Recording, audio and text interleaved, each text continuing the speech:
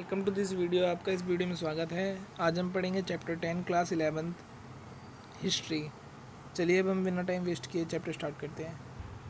तो हमारा पहला क्वेश्चन है, रेड इंडियन कौन थे।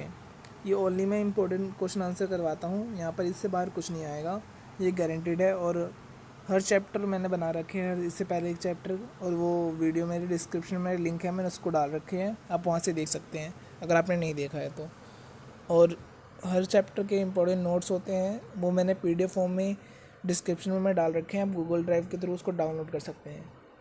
तो हमारा फर्स्ट क्वेश्चन का आंसर है, गेहुए रंग के लोग जिनका निवास स्थान कोलंबस ने भूल से इंडिया समझ लिया था वही रेड इंडियंस कहलाए। मतलब जब कोलंबस इंडिया को ढूंढने आया था तो उन्होंने रेड इंडियंस कोई और जगह ढूंढ लिया था जो रेड इंडियंस कहलाए। ठीक है, वो इंडिया ढूंढने आया था पर कुछ और ढूंढ लिया। ये देखिए रेड इंडियंस के कुछ फ़ोटो हैं, ये थोड़े गेहूँ रंग के होते हैं, गेहूँ रंग के, ब्राउन एंड रेड। और हमारा सेकंड क्वेश्चन है, कनाडा और न्यूजीलैंड की उत्पत्ति किस प्रकार हुई, संक्षेप में बताइए।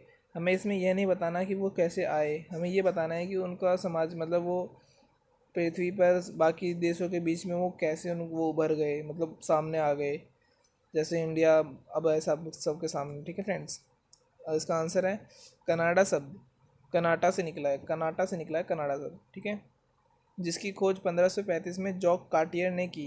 नाम और डेट याद रखना है। जॉक कार्टियर ने की, जिनका मतलब होता है गांव।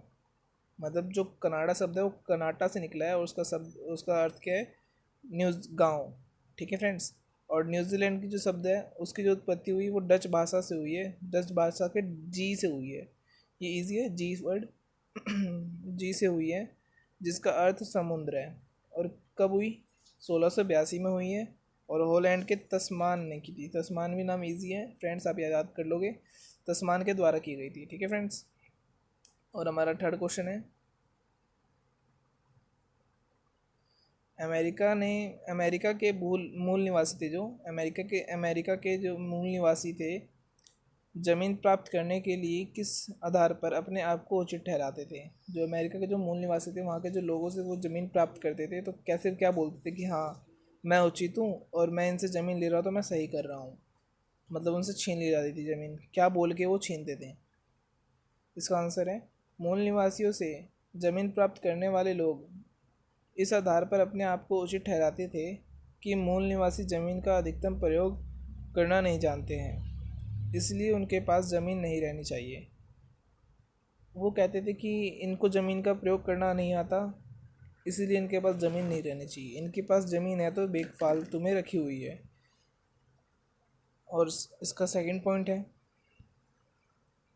वह यह भी कहते थे कि मूल निवासी आलसी हैं, मतलब आलसी हैं, मतलब ज़मीन पे कुछ काम नहीं करते और आलसी भी हैं, इसलिए वह बाजार के लिए उत्पादन करने में अपना शिल्प कौशल का प्रयोग नहीं करते हैं। मतलब मतलब बाजार लगाते हैं जहाँ पर वो शिल्प कौशल, मतलब अपना दिमाग का प्रयोग नहीं करते हैं। और कहाँ थे ये, अंग्रेजी सीखने और ढंग से कपड़े पहनने, मतलब वो वहाँ की भाषा भी नहीं सीखना चाहते और ढंग से कपड़े पहनने भी नहीं चाहते, उनमें कोई रुचि नहीं है, इसलिए उनके पास ज़मीन नहीं रहनी चाहिए। ये ऐसे करके उनसे ज़मीन ले लेते थे। ये देख सकते हैं आप, ये एक आदमी उनसे काम करा रहा है, वो बाज़ार कैसे लगा रखा है, कहीं भी कुछ भी डाल रखा है। ठीक है फ्रेंड्स। और हमारा नेक्स्ट क्वेश्चन है, ऑस्ट्रेलिया की खोज किसने की। ये इम्पोर्टेंट है, ऑस्ट्रेलिया की खोज किसने की और यूरोप और ऑस्ट्रेलिया के मूल निवासियों का संबंध क्यों बिगड़ गए। अब फ्रेंड्स यहाँ पर एक ट्विस्ट है, देखने के बाद ध्यान से। ऑस्ट्रेलिया की खोज 1770 ईस्वी में अंग्रेज नाविक कैप्टन कुक के आरंभ में हुए, मतलब कि जो 1770 में कुक ने की, कैप्टन कुक ने, जो कहाँ के थे, अंग्रेज नाविक थे वो। ठीक है, ऑस्ट्रेलिया की खोज 1770 में अंग्रेज नाविक कैप्टन कुक ने की, इतना याद रखना। और जो वहाँ के मूल निवासी थे, यहाँ पर मूल आएगा, सॉरी फ्रेंड्स, वहाँ के जो मूल निवासी थे, कुक तथा उनके चालक दल का अच्छी तरह से स्वागत किया। जो वहाँ के ऑस्ट्रेलिया के जो मूल निवासी थे, उन्होंने यूरोप के लोगों का स्वागत किया बड़े मस्त से। ठीक है, जो भी इनके साथ, कुक के साथ जो इतने भी लोग आए थे, सबका सही से स्वागत हुआ। परंतु बाद में एक मूल निवासी मतलब कि ऑस्ट्रेलिया के आदमी ने हवाई हवाई एक जगह है, हवाई में कैप्टन कुक मतलब कुक की लिख रखा है, सॉरी फ्रेंड्स गलती हो गई, कैप्टन कुक की हत्या कर दी। इस आधार पर इस कारण ब्रिटिश के ब्रिटिश उनके दृष्टिकोण ब्रिटिश की उनके मतलब कि ब्रिटिश थे जो मतलब यूरोप थे उनके जो प्रति दृष्टिकोण हो गया वह खराब हो गया। अब आप सोच सकते हैं जब वहाँ पर कोई घूमने आया है और उसी की हत्या कर दे तो फिर जो घूमने आए हैं वो लोग जो दूसरी जगह पे जाएंगे वो उनके बारे में बोलेंगे नहीं ये हिंसक है। तो यहाँ लिख रखा है पूरी तरह से बदल गया उनका दृष्टिकोण। अब उन्हें यह सिद्ध करने का प्रयास किया, मतलब जो घूमने आए थे वहाँ पर जिन्होंने खोज की थी वह सिद्ध करने की कोशिश करके यहाँ के मूल निवासी हिंसक हैं। ये कैप्टन कुक थे। ये वो हैं हमारे डिफरेंस इनके, हिमालय नदियाँ और प्रायद्वीपीय नदियाँ। ये अच्छी तरह से याद करने ये इंपॉर्टेंट है। तो हमारा पहला होता है, ये बहुत इजी है आप देख सकते हैं, और अगर कोई भी क्वेश्चन समझ नहीं आया डाउट आ रहा है तो आप उस पर मतलब कमेंट कर सकते हैं आप कि ये चैप्टर समझ नहीं आया या कोई चैप्टर नहीं आपको आ रहा है तो आप भेज सकते हैं क्वेश्चन नंबर डाल के, मैं करवा दूँगा।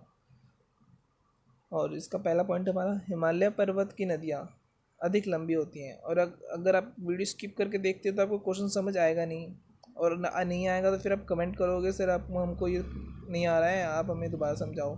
तो स्किप ना करें, एक बार ध्यान से एक बार पढ़ लें, फिर एक बार दोबारा करें, नहीं समझ आता है तो फिर एक बार कमेंट करें। हिमालय पर्वत की नदियाँ अधिक लंबी होती हैं, ठीक है। और जो प्रायद्वीपीय नदियाँ होती है वो लंबी नहीं होती। और हिमालय की नदियाँ के जल ग्रहण क्षेत्र काफ़ी बड़े होते हैं, मतलब जहाँ पर जल ग्रहण करता है जहाँ पर जल रहता है। और प्रायद्वीपीय नदियों में जल ग्रहण छोटे होते हैं। और हिमालय नदियाँ की संख्या अधिक होती है और प्रायद्वीपीय नदियों की संख्या कम होती है। अब हम चलते हैं अगले अगले पेज पर।